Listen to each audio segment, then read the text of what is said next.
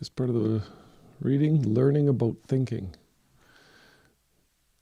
There was an English schoolmaster who made it a point to ask every child coming to his school, "Do you know why you need to go to school?" The children would usually just stare back at him, as overwhelmed by him as by the question, and he would answer, "You go to school so you will learn to think." My old friend Louis Atkinson of Thule, Utah, called me recently and told me he had talked to his 3-year-old son, Craig, about that and about the importance of learning to think. The subject of thinking and what it can mean is brought up often between the two of them when they're together working in the garden or in the evening. And Louis said, "One night we went into Craig's room to get him ready for bed, and little Craig commented, 'Thinking helps make you happy, and that's very important.' There was quick agreement there, and the young philosopher went to bed." Louis Atkinson is a high school teacher, and he used the story with his students. Yes, thinking helps make you happy, and that's very important. And the more we learn, the greater our experience.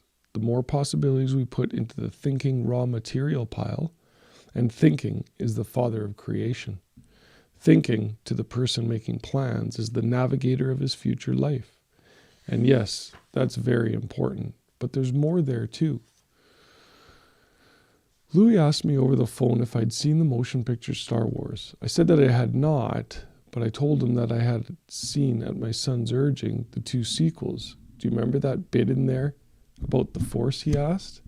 I said that I did remember, but more than that, I had been affected by the term as much as he had.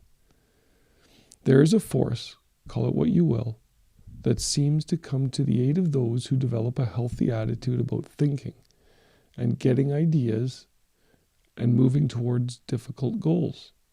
Sometimes we call it getting lucky, but that's not really what it is. It's a momentum force, a force that, like a good wave, will give you all sorts of help once you're really on your way. It takes a long time to develop sometimes, but when it comes, we seem to be able to feel it. It gives us confidence and at the same time a sense of appreciation, a sense of gratitude. It is never accompanied by cockiness. In fact, I doubt if it can come to the shallow person. I'm sure little Craig will learn about that too as he gets a bit older, but he's already big where it counts. He's learning about thinking.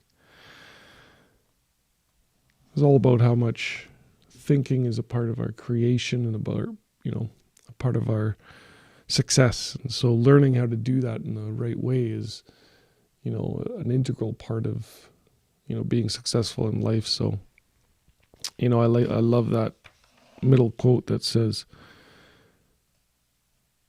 "And thinking is the father of creation. Thinking, to the person making plans, is the navigator of his future life." So without the thinking, you really don't know where you're going or how you're getting there.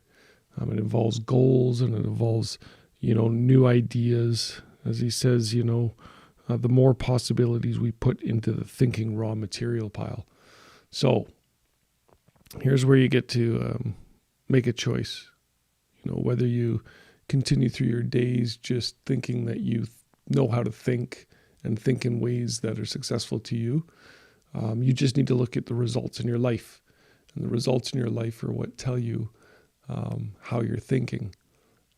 How much money you earn in a year tells us where your set point is for how you think.